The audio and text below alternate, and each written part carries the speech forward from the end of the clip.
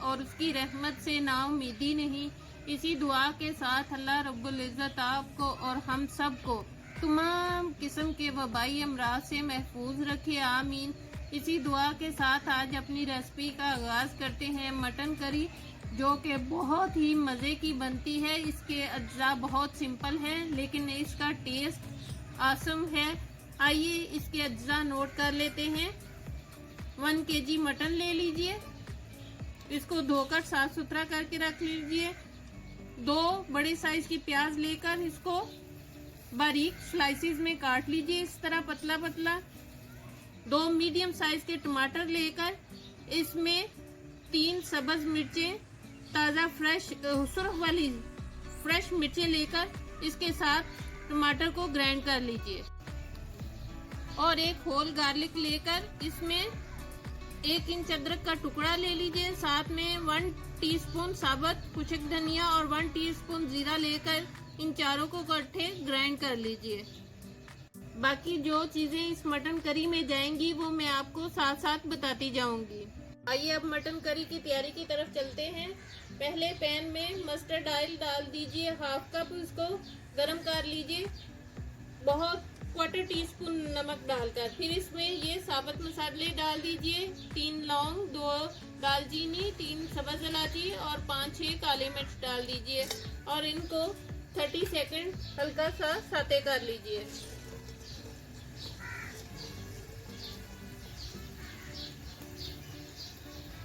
अब इसमें ये प्याज डाल दीजिए,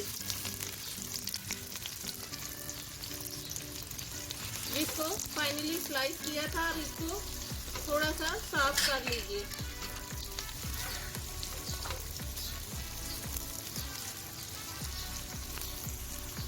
प्याज को साफ कर लेने के बाद इसमें मटन डाल दीजिए और इसके साथ इसकी अच्छी तरह से भुनाई कर लीजिए।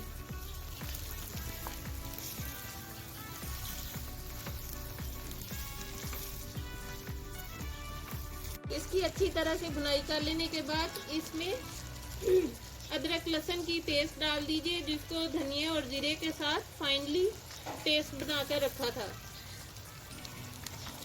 और इसको मिक्स कर लेने के बाद अब इसके साथ इसका कच्चापन खत्म होने तक इसको 3-4 मिनट अच्छी तरह से सौते कर लीजिए। 3-4 मिनट इसकी भुनाई कर लेने के बाद इसमें नमक 1 टीस्पून डाल दीजिए, क्योंकि मस्टर्ड ऑयल को गर्म करते वक्त भी उसमें नमक डाला था। साथ में हल्दी 1/2 टीस्पून, सुरख मिर्च पीसी 1 टीस्पून, क्योंकि टमाटर की पेस्ट में भी मिर्चों को ग्राइंड किया था, और 1 टीस्पून पिसा धनिया। अदरक लहसुन के साथ भी साबुत धनिया को फाइन ग्राइंड किया था, इसलिए ये टोटली 1 टेबलस्पून हो जाएगा। अब इसके साथ इसकी अच्छी तरह से भुनाई कर लीजिए।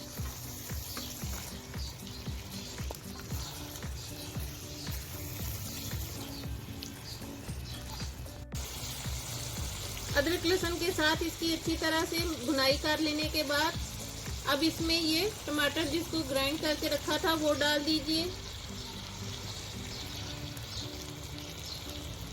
और इनको अच्छी तरह से मिक्स करके इनका पानी खुश्क होने तक इनकी भुनाई कर लीजिए मीडियम आंच पर। मटन की मैंने अच्छी तरह से भुनाई कर ली है। अब इसमें मैं तकरीबन 1.5 गिलास पानी डालकर इसको गला लेती हूँ 30-35 मिनट। उसी ब्लेंडर में जिसमें टमाटर को ब्लेंड किया था उसमें से पानी डालकर अब इसको एक बॉयल आएगा। फिर इसके बाद इसको मैं कवर करके 30-35 मिनट गला लूंगी मीडियम लो आंच पर। मटन मुकम्मल तौर पर गल गया है, इंतहाई सिल्की और स्मूथ ग्रेवी है। अब इसमें 1/4 टीस्पून गरम मसाला पाउडर डाल दीजिए और साथ में 1 टेबलस्पून फुल भर के मक्खन डाल दीजिए और इसको मिक्स कर लेने के बाद